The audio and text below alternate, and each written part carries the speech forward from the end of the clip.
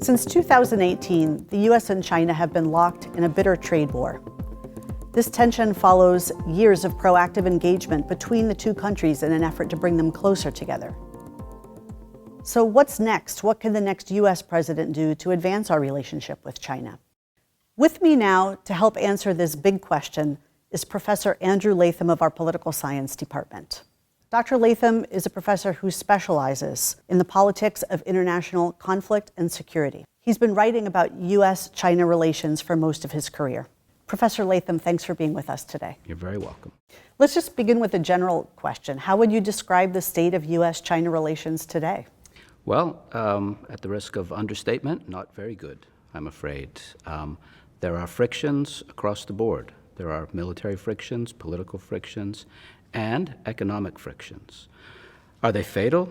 I don't think so, but they certainly require the attention of this president and the next president, whoever that might be.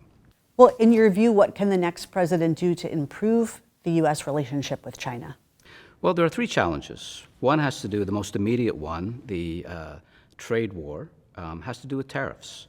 The Trump administration has decided to force China to the negotiating table by imposing really quite unprecedented tariffs on Chinese trade goods entering the U.S. And the Chinese, of course, have retaliated. And this has had detrimental effects on both China and the United States. It's raised prices. It's cut off China's markets in the U.S. for some goods. It is not a good situation for either party. So agenda item number one really has to be, let's tackle the tariff problem. But there are other problems in the economic domain just below the surface as well. The Trump administration says that it imposed these tariffs to get China's attention, to get it to change its ways with respect to what they characterize as predatory practices. Forced technology transfers, intellectual property theft, non-tariff barriers in the Chinese market. Facebook, for example, can't operate in China the way it does in, say, Europe. And so those issues have to be tackled as well. And then the third set of issues, which are really deep issues, have to do with the fundamental nature of the relationship between China and the United States in the economic realm. Are they going to be competitors? Are they both going to be vying for dominance of this international order and the international trade order? Are they going to cooperate?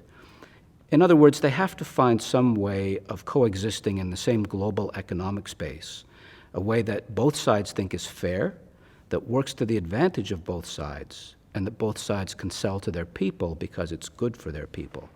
And that's the really deep, long-range challenge for the next president, probably for the president after that as well.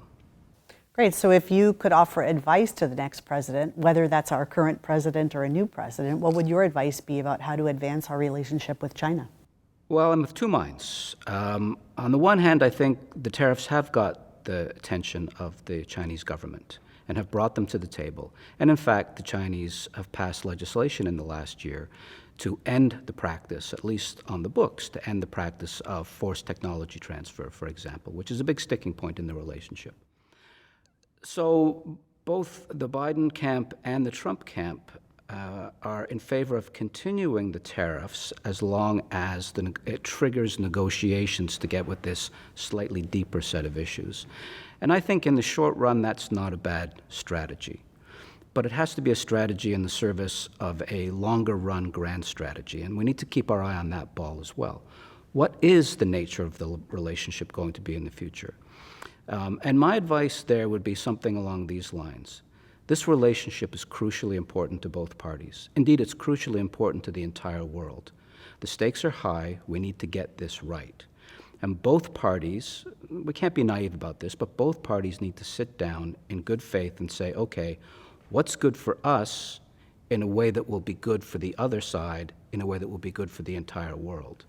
And I think in that spirit, if both parties enter into negotiations, we can address the tariff problem, we can address those second-order issues about technology transfer and intellectual property, and then fundamentally we'll get to a place where we can create the kind of world order that the U.S. and Britain and the other victors of World War II put in place in 1945 and that served us so well for many decades.